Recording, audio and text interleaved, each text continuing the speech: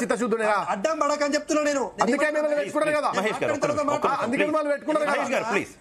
BJP పాలిత రాష్ట్రాల్లో మీరు 22 రాష్ట్రాల్లో అధికారంలో ఉన్నారు కదా, ఏ రాష్ట్రంలో వైకుంఠ ధామాలు నిర్మాణం చేసిరో చూపించండి. ఏ రాష్ట్రంలో మిషన్ భగీరథ లాంటి పథకాలు తీసుకొచ్చిరో చూపించండి. ఏ రాష్ట్రంలో రైతు బంధు తీసుకొచ్చిరో చూపించండి.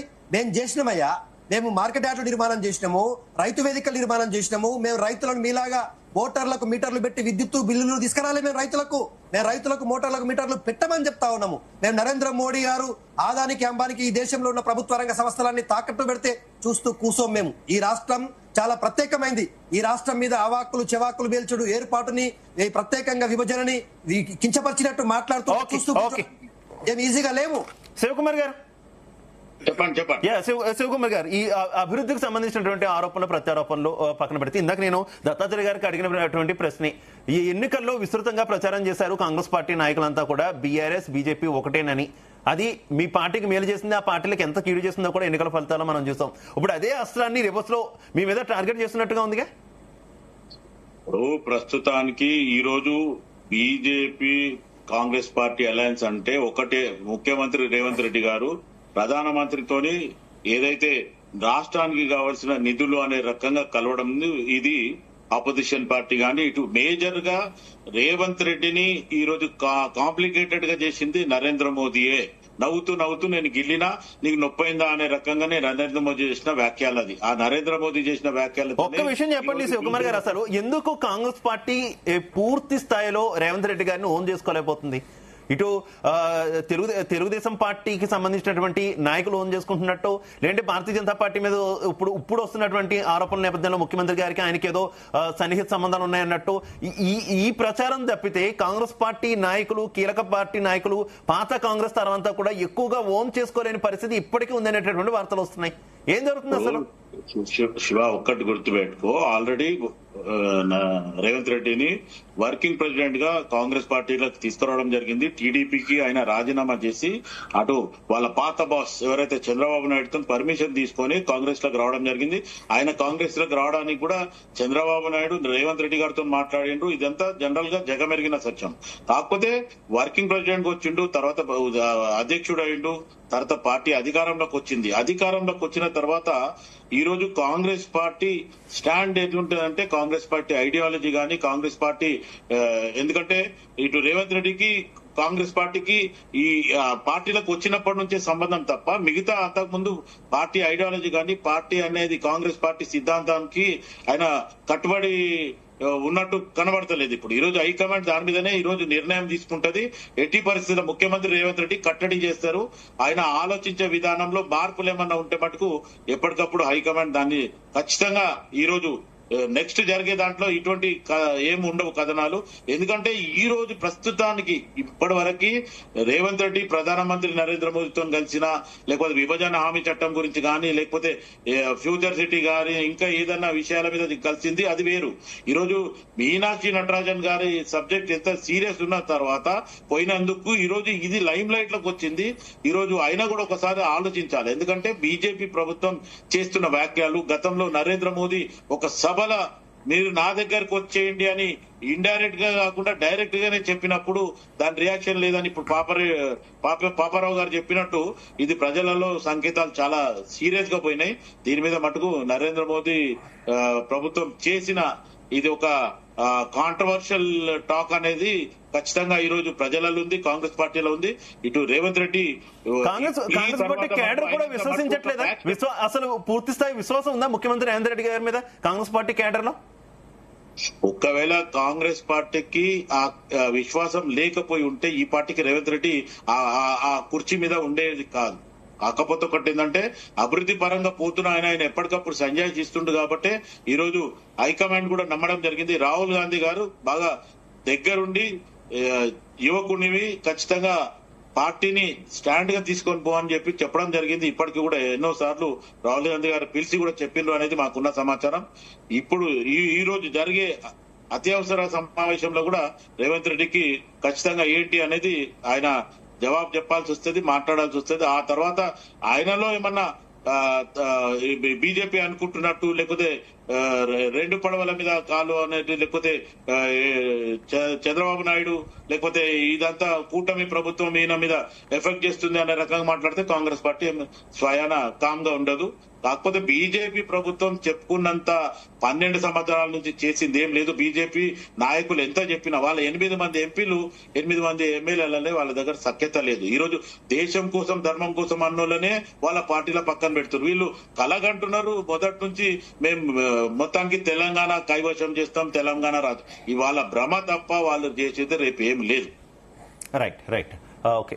సో మహేష్ గారు, తెలంగాణ ఏర్పడినప్పటి నుంచి ఇప్పటిదాకా గనక అసెంబ్లీలో మీ ప్రాతినిధ్యం చూసుకుంటే చాలా స్వల్ప సంఖ్యకే పరిమితం అయిపోయినటువంటి పరిస్థితి. ఇప్పుడే 8 మంది ఎమ్మెల్యేలు ఉన్నారు. కానీ ఒక్కసారిగా ఏ రకంగా వచ్చే సార్వత్రిక ఎన్నికల నాటికి అధికారంలోకి వస్తాం అనుకుంటున్నారు? అఫ్ కోర్స్ ఎంపీ ఎలక్షన్స్ లో మీరు ఇప్పుడు కూడా కొంత మెరుగైన ఫలితాలు వస్తున్నాయి, కానీ అసెంబ్లీ ఎన్నికలకు వచ్చేసరికి మాత్రం ఆ ఫలితాలు పూర్తి రివర్స్ లో కనిపిస్తున్నటువంటి సిచ్యువేషన్ ఏంటి? మరి ఏ రకంగా అధికారంలోకి వస్తామని అంత కరాఖండిగా చెప్తున్నారు? ఇతర పార్టీలను చీల్చా ఇతర రాష్ట్రాల్లో లాగా? సార్, ఇప్పుడు శివ గారు, బీజేపీ పార్టీ మొదలైనప్పుడు మాకు వచ్చిన సీట్లు 2 సార్. 2 సీట్ల నుంచి మొదలైన మా ప్రస్థానం 300 సీట్లకు వచ్చింది సార్. కానీ 2 సీట్ల నుంచి 300 సీట్లకు రావడానికి ప్రయాణం చాలా పెద్దగానే సాగింది. ఆ ప్రయాణంలో భాగమే తెలంగాణ సార్. ఆ ప్రయాణంలో భాగంగా తెలంగాణ కూడా ఆ ప్రయాణమే. తెలంగాణ రాష్ట్రంలో కూడా ఈ దేశంలో ఉన్నది. సో దాంట్లో భాగంగానే మా గతంలో 1 సీట్ వచ్చింది, తర్వాత 5 సీట్లు వచ్చినాయి, మొన్న 7 సీట్లు వచ్చినాయి. నేనేమంటా సార్, డెఫినెట్లీ మేము రేపు రానున్న ఎలక్షన్, ప్రతి ఎన్నికకు ఇంకో ఎన్నికకు చాలా తేడా ఉంటుంది, మిత్రులకు తెలుసు. నేనేమంటా, రేపు రానున్న ఎలక్షన్లో బీజేపీ ఎట్లా గెలుస్తుంది అంటే చెప్తున్నా సార్. మేము చెప్తున్నా, BJP is a cadre based mass organisation. తెలంగాణలో మా పార్టీ కోసము నిస్వార్థంగా పనిచేయడం కోసం ఈరోజు సుమారుగా 40 లక్షల మంది కార్యకర్తలు ఉల్టా పార్టీకి డబ్బులు ఇచ్చి 100 రూపాయలు డబ్బులు కట్టి మెంబర్షిప్ తీసుకున్న వాళ్ళు 40 లక్షల మంది ఉన్నారు ఈ తెలంగాణ రాష్ట్రంలో.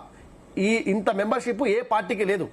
దేశంలోనే, ప్రపంచంలోనే అతిపెద్ద భారతీయ జనతా పార్టీగా మొన్న ఆవిర్భవించింది. సో కాబట్టి మాకు క్యాడర్ ఉంది, మా కమిట్మెంట్ ఉంది, ప్రజల పైన విశ్వాసంతో ఉన్నాము. అందుకే ప్రజా ఉద్యమాలు చేస్తా ఉన్నాము.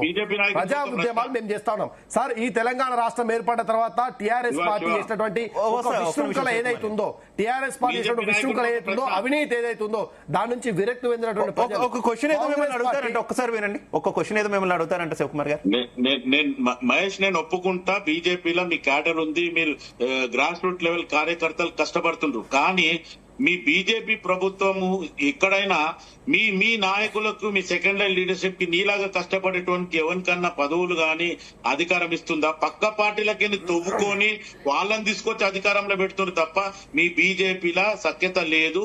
8 మంది ఎంపీలలో సో అయితే తెలంగాణ రాష్ట్రం పైన టీఆర్ఎస్ పార్టీ ఒక విశృంఖల, అవినీతి, ఇవన్నీ ఏవైతున్నాయో, కొత్తగా ఏర్పడిన తెలంగాణ రాష్ట్రాన్ని ఆగం చేసిన తర్వాత కేసీఆర్ అహంకారము, వీటన్నిటి కారణంగా కాంగ్రెస్ పార్టీ అధికారంలోకి వచ్చింది.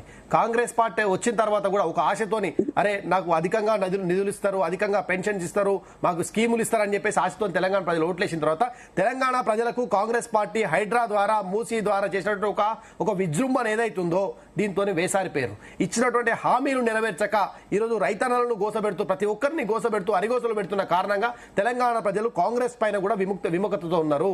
కాబట్టే రేపు రానున్న ఎలక్షన్ లో బీజేపీకి ఇస్తారు. ఎందుకు బీజేపీకి ఇస్తారంటే, ప్రజా ఉద్యమాలు బీజేపీ చేస్తుంది, ప్రజల కోసం, ప్రజలతోనే ఉంటుంది. మొన్ననే రైతు భరోసా చేసినాం, రేపు విద్యా భరోసా చేయబోతున్నాం. రేపు విద్యార్థులను ఈరోజు ఫీజు రియంబర్స్మెంట్ ఇవ్వట్లేదు, విద్యార్థులకు ఉద్యోగాలు ఇవ్వట్లేదు అనే ఉద్దేశంతో మేము విద్యా భరోసా యాత్ర కూడా మేము చేయబోతున్నాం. మొన్న రైతుల పంట పొలాల్లో పంటను కొనాలని చెప్పేసి రైతు భరోసా చేసినాం. ఇట్లా చేస్తూ పోతే ఇప్పటికిప్పుడు ఎన్నికలు జరిగితే తెలంగాణ రాష్ట్రంలో కేవలం కాంగ్రెస్ కు వచ్చేటటువంటి సీట్లు 27 సీట్లు, బీఆర్ఎస్ కు వచ్చే సీట్లు 18 సీట్లు, 80 సీట్లతో భారతీయ జనతా పార్టీ ఇక్కడ అధికారంలోకి రాబోతుంది అనేది ఒక నివేదిక నిన్నగాక మొన్న వచ్చింది సార్. నేనేమంటున్నా, తెలంగాణ రాష్ట్రంలో కాదు, దేశంలోనే ప్రతి కార్యకర్తను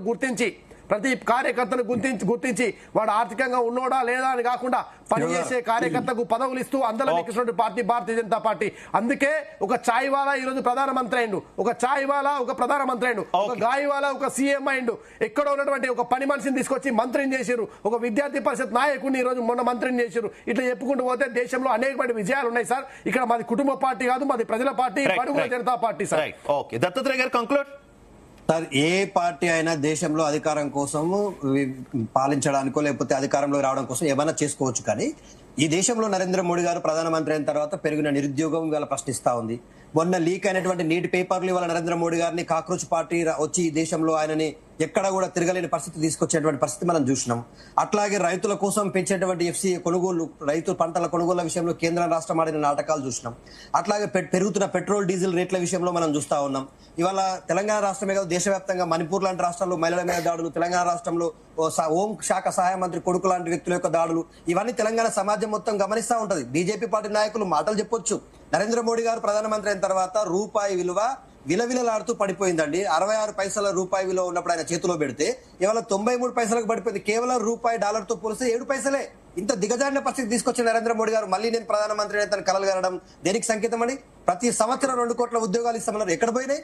ప్రతి పౌరుని ఆ ఖాతాలో 15 లక్షల రూపాయల డబ్బులు జమ చేస్తామన్నారు, ఎక్కడ పోయినాయి? సబ్కా సాత్ సబ్కా వికాస్ అంటే బీజేపీ నాయకుల జీవితాల్లో వికాసం వస్తే సరిపోదు సార్. పేద ప్రజల వర్గాల జీవితాల్లో వికాసం రావాలా. తెలంగాణ రాష్ట్రంలో కేసీఆర్ గారి నాయకత్వంలో తెలంగాణ సమాజం మొత్తం వికసించింది. అన్ని వర్గాల్లో సర్వతోముఖాభివృద్ధికి పాటుపడ్డాం. తెలంగాణ ప్రజలు చూస్తా ఉన్నారు. ఇవాళ బీజేపీ చేసిన మోసాలు ద్రోహాలు చూస్తా ఉన్నారు, కాంగ్రెస్ చేస్తున్నటువంటి మోసాలు ద్రోహాలు చూస్తా ఉన్నారు. 100% తెలంగాణలో ఎగిరేది బీఆర్ జెండా. ఇంకోటి, మీనాక్షి నటరాజన్ ఎపిసోడ్ వెనకాల ఖచ్చితంగా బీజేపీ కాంగ్రెస్ నాయకుల కుట్ర ఉంది. అక్కడ రాజ్యసభలో ప్రతి బిల్లు పెడుతున్నప్పుడు మొన్న రీసెంట్ గా జరిగినటువంటి బిల్లు మనం చూసినాం. Demonetisation bill, women reservation bill ఏ విధంగా వీగిపోయింది. రాజ్యసభలో అధికారం లేకపోవడం వల్ల బీజేపీ కకలావికలం అవుతా ఉంది, భరించలేకపోతా ఉంది. ఆ ఓడిపోయిన దాన్ని తీసుకోలేకపోతా ఉంది. కాబట్టి ఎట్టి పరిస్థితుల్లో ఇవాళ పశ్చిమ బెంగాల్లో ఏ స్థాయిలో రాజ్యసభ అభ్యర్థులని రిజర్వ్ చేపిస్తా ఉంది, బెదిరిస్తా ఉంది, భయపెడతా ఉంది, లాక్కుంటా ఉందో చూస్తా ఉన్నాం. అట్లాగే మధ్యప్రదేశ్ లో అదే స్థాయిలో ఇవాళ మీనాక్షి నటరాజన్ ని రాజ్యసభకు రాకుండా అడ్డుకున్నది. చిన్న కేసు, అది అసలు కేసు కూడా కాదు, ఒక నోటీస్. దాన్ని ఆధారంగా చూపించి వాళ్ళ ఆమెని రాజ్యసభకు రాకుండా అడ్డుకున్నది. సో ఈ కుట్రలన్నీ తెలంగాణ కాదు దేశం మొత్తం చూస్తా ఉంది. బీజేపీ ఆడుతుంది కేవలం పొలిటికల్ క్రీడ, అంతే. శివకుమార్ గారు కంక్లూడ్. శివ గారు చెప్పండి. చివరిగా ఏం చెప్తారు? చివరిగా చెప్పేది ఒకటే, ఇప్పుడు ప్రస్తుతానికి బీజేపీ ప్రభుత్వం దేశానికి పట్టిన ఒక చీడ పురుగు లాంటిది. ఎట్టి పరిస్థితుల మొత్తానికి దేశాన్ని ఫైనాన్షియల్ క్రైసిస్ లో ముంచేసింది.